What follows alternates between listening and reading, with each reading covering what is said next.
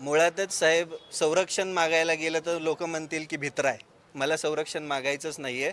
पण संरक्षण, सामान्य नागरिकाचं संरक्षण करण्याचं काम इथल्या सरकारचं आहे. मुळातच या महाराष्ट्रामध्ये जेव्हापासून फडणवीस आलेले आहेत तेव्हापासून कायदा आणि सुव्यवस्थेचे 3-13 वाजलेले आहेत. इथं कोणच सुरक्षित नाही आहे. आता यांनी सगळ्यात सुरुवातीला सरकारी कर्मचारी बोलतात म्हणून त्यांच्यासाठी एक अमेंडमेंट आणलं, एक बिल पास केलं. यांनी कमेंट केली तर यांच्यावर गुन्हा दाखल होतो.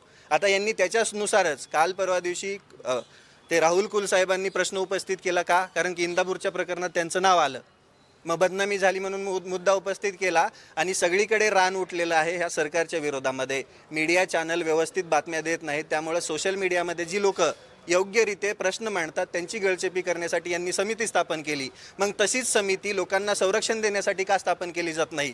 तशीच समिती मुळातच इथल्या लोकांच्या हिताचं संरक्षण करण्यासाठी का केली जात नाही, हा मला पडलेला प्रश्न आहे. आणि सगळ्यात इम्पॉर्टंट, फडणवीसांना मीडिया बंद करण्याच्या ऐवजी या महाराष्ट्रामध्ये दुसरं प्रश्न नाही आहेत का ज्याच्यामध्ये खूप महत्त्वाचे प्रश्न आहेत? शेतकऱ्याचा आज प्रश्न आहे, कामगारांचा आज प्रश्न आहे, लाडक्या बहीण योजनेचे पैसे येत नाही आहेत त्याचा प्रश्न आहे. हे दिसत नाही आहे का यांना? यांना फक्त सोशल मीडियाच दिसतो. यांना फक्त अभिव्यक्ती स्वातंत्र्यावरती गदा आणायची आहे आणि जो बोलतो त्याला नेस्तनाबूत करायचं आहे. विरोधकांना नेस्तनाबूत करण्यासाठी त्यांच्याकडे त्यांचं साम्राज्य उद्ध्वस्त करण्याच्या हिशोबाने गोष्टी होत्या. पण आमच्या सारख्यांकडे काय भेटणार? ना आमच्याकडे पैसा आहे, ना आमच्याकडे कोणतं इलिगल काम आहे, ना आमच्यावर कोणत्या केसेस आहेत. मग अडकत नाही आहे म्हणून हे असं करायचं, हाच यांचा प्रयत्न आहे.